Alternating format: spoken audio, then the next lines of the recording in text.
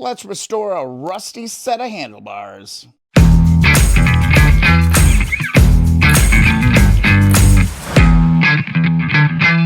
First thing we need to do is get these switches off of these bars. Underneath here, you're going to find 2 JIS screws. Get your JIS screwdriver and remove those. While you're doing that, hold this thing together with your fingers. And when you're taking these screws out, pay attention to the length. Every once in a while, they may be different lengths, and sure enough, these definitely are. We want to note that. Now, this is the throttle side, so what you'll see is now that you got those 2 screws undone, you can pull this piece apart and remove the grip. Basically just kind of fits in there. Pull that off. I want to remove this cable first. You just tilt this up and wiggle it out. Come on out of there, little buddy. And once you get that cable removed, you can just slide the grip right off. Now for kind of the trickiest part, you're going to notice inside of here that there are going to be some wires going through your handlebars. We're going to want to go and pull these through. So you want to be gentle. You don't want to wreck them, but try and push these through. It's not so bad on this bike, but some bikes, man, they have so many wires crammed through here that you might want to get some like Dawn dish soap or something to kind of dump down into the bar to help these wires kind of come out. This is a really small one, just a real single one. Boom, that's out. Now I can rotate and pull that side of the switch out. This piece is just all by its lonesome. Next piece of the puzzle, we kind of want to get this throttle cable off of here. So I'm going to use just a little bit of penetrating oil on this piece. Let this sit for just a couple minutes. Let this soak in, then grab a 14 millimeter and crack this free. Penetrating oil is your friend. Let's give that a crack, and there we go. That came right out. I'm going to loosen the nut, just like this. And then what we can do is we can rotate the piece around, and this piece will come right out here eventually. Now we've got our switch completely isolated from the cable. This cable is actually in really good shape. I'm actually think I'm going to try salvage this. We have free movement. It's nice, silky smooth. It's great. Everything's intact on all ends. No reason why I can't reuse this. Over on the other side, kind of the same deal. We got a couple JIS screw heads. Luckily, these are all coming out nice. You could use some penetrating oil if you had to. Again, we're just going to pay attention to the length of these screws to make sure everything goes back together really, really well. On this side, the screws are exactly the same. Once you've got those 2 off, you should be able to pull apart your switch. Be gentle here. There's a little bit more happening on the wire front with this switch. Here is our wiring coming through our handlebar on this switch. So I'm just going to start slowly pushing this down and working the switch. You want to be kind of gentle here. This switch is definitely more elaborate. You can see inside here once you open it up, both sides of the clam have wiring. So it's just a matter of getting it started, pulling that wire through. Again, you could always dump a little bit of Dawn dish soap down inside of there if you have to. And just like that, we've got our switch out in one piece, kind of, right? I'm going to go ahead and put these screws back in there for safekeeping. And we might as well do the same thing on the other side. If you lose track of your bolts, it's pretty obvious, right? This is the longer one that goes in here, and the shorter one goes right there. I'm feeling really good about this because all of the buttons and the switches on this actually feel really, really, really good. They feel not stuck, free moving. Feel good about these. Next up, let's get our levers out of here. I'm going to use a little bit of penetrating oil. Again, let this sit for a bit, then we'll crack these loose. These are just little 10 millimeters. We'll go ahead and put our ratchet into removal mode, and we'll go ahead and get the tension off of this clamp that holds this grip on, or this lever on. And you can see once you loosen it up, the lever moves pretty freely, so you can just pull this right off the bar. Beautiful. Unfortunately, this lever is broken. The end is broken, but I'm sure I got one laying around in a box somewhere. we might as well remove that too. Go ahead and grab a 10mm wrench. And then over on the other side, we're going to have another 10mm. I'm going to pull this lever off. Man, that came right apart, man. That's beautiful. Gotta love it. Now, this is a shouldered bolt, so you're going to have to work on pulling this one out, all right? This one's going to back out. It is threaded and shouldered, so just pull it all the way out. And when I say shouldered, I just mean that it's got kind of this is a specialty bolt, right? It's got flat surface here down to your threads, so these are special. Once you pull that out, you should be able to rock your lever out, and that's going to make it a lot easier to swing your cable connector out. This is jump. And then from here, all you're going to do is line up the slot, all right? And we're going to be able to pull this cable out. Ideally, just got to line it up. Come on, little buddy. Don't play games with my heart. There we go. Unfortunately, this cable is junk. It was cut. Damn. Let's go ahead and do the same thing over on this side. Let's get this lever out of the way. The grip on this side is going to prove to be kind of a pain to get this clamp off. And just like that, we've got another shouldered bolt. It is identical to the other one that we took out. I'm going to go ahead and pull this over. Align all of our slots, and that cable will pop right out. Now our lever is free, and this one's good to go. We're going to clean this one up. And this cable actually feels and operates really, really well. I think we'll be able to reuse that. All right, we're going to go low heat on a heat gun, and I'm going to heat up this grip. This is going to take a while. It's probably take me a few minutes just to heat this thing up, but we're going to get it nice and warm. I have seen YouTube videos where people use like compressed air to basically blow these things off. I've never been successful in replicating it, so I just kind of go to low heat until you can start feeling this thing kind of lighten up a little bit. This thing's pretty dry, so I'm going to have to be patient on this part. Another thing I've seen people do on trying to get these out is using really hot water. Like, I don't know if it's boiling or not, but it was super hot water, and you just dip this in there, and it's kind of instant. So that's another option, too. I'm going to give the heat gun a little bit because this is starting to get a little bit more supple. Let's see if a little bit of penetrating oil can help us out in this spot. I'm actually going to see if I can get a little bit more in there.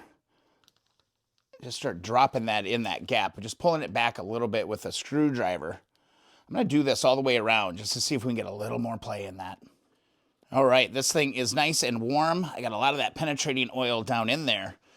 Got a little rag because this thing is hot. But look at this. Ouch, ouch. That's hot. But we got it. It's coming off. Just like that. We didn't have to wreck it. This is going to be able to be saved and put back on the bike. Now we can go grab our 10mm ratchet, go ahead and loosen up this, and we should be able to pull this right off this set of handlebars. And it's pretty obvious, these things are not stock, but I believe they were mirror mounts at one point. We'll go ahead and take these off. And now we are down to some bare pipes, all right? Some bare handlebars. Let's see if these can be saved. The corrosion is real with this one. I'm not going to lie, I'm a little skeptical about how well these are going to clean up. But I'm going to go to the old tin foil trick. All right, just ball up a piece of tin foil or aluminum foil. Dip this, get this nice and wet, and then go and attack the bars. All right, let's just see what happens. We'll just attack this little spot for a little bit with the aluminum foil and water. See if there's anything left under here. You'd be surprised sometimes. All right, so I counted down, and I've been working this for about 1 minute, all right? So let's just see. Let's give it a wipe. See what we got. That's not terrible. I really was working this area right here. I'm going to keep going on this. I'm going to keep going with the aluminum foil and water. All right, I've been working on this for, I'd say, about 20 minutes or so. Let's see what we got. This is major hand cramping territory. But man, it does actually come clean. I mean, this is what it looked like. And that's what we got now. Let's get this on the polisher real quick. How good can we get this? I'm going to go to my coarse buffing wheel, and I'm going to use my kind of heavy compound. All right. And let's just kind of give this a little bit of a quick polish here. All right, so this is fresh off the medium or kind of the coarse wheel and some kind of heavy compound. I mean, the chrome is definitely pitted. It's not perfect, but do I mind that so much? Kind of a patina. Let's go to the fine wheels and finer products. All right, I'm going to go to my softer wheel and my finer compound. And let's just kind of keep going on this thing. I'm kind of curious at this point. All right, let's see where we're at. Let's give this a little wipe. Just like that. It's pitted, but man, I don't hate it. Look at this. This thing was gnarly looking. It looked just like that. And literally in just a few minutes, we've kind of transformed that. What do you think? Let me know in the comments. So I think it's worth a shot. I think it's time to try and clean up one of these switches. These look to be just aluminum switches. So some carefulness. We should be able to shine these right up. All right, so what I'm going to do is I'm going to go to my small kind of Dremel-sized prime pads. I absolutely love these things. Let's attack this a little bit. These prime pads are amazing. They don't etch, especially these softer ones. Look at that. Just a couple little passes. And we're bringing this switch right back to life. I just love these things because you can really get in to some of these little nooks and crannies and really get a shine going on that. All right, so this is what we've got after using the soft prime wheel. You can see there's not a ton of scratches, but check this out, man. I'm gonna go over to my fine polishing and we're gonna make this thing pop. This literally took me like 2 minutes. I'm just going straight to my fine wheel. I'm gonna clean it off. And when you're doing this, you wanna be really careful. Watch that wire, right? Because we've got the wire coming out the back end of this. You wanna watch that for sure. And you wanna be super careful, okay? Nice and light. You don't want the wheel to grab the part. But I am gonna be blowing away here. You're gonna be blown away too. 20 seconds in. We went from that to that. I'm going to focus. Just don't get your wire caught in your wheel. Don't let this piece catch. You don't want to slam this piece on the ground. You'll probably break it. So slow and steady is going to win the race. This is kind of a crazy before and after. So I haven't done this switch yet. And this less than 5 minutes. Wow. Literally 3-4 minutes later, we got the other switch done. These look incredible. Incredible. I've got a little bit left. These things do kind of fly apart a little bit, so wear eye protection. But I got a little bit left. I'm gonna go ahead and do this lever. And here we go, a little before and after. Right, that's what we looked like. That's what we're looking like now.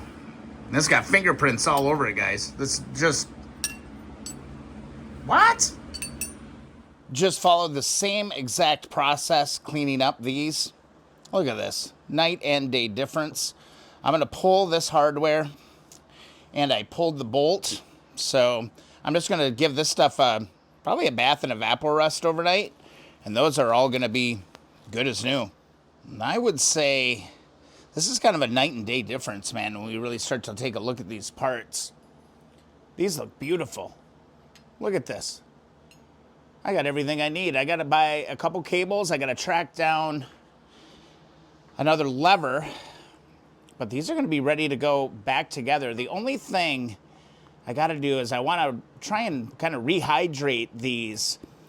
If you got a technique for doing that, let me know. I'm going to go do some research and find out what's the best way to kind of rehydrate and bring some life back into these old motorcycle grips.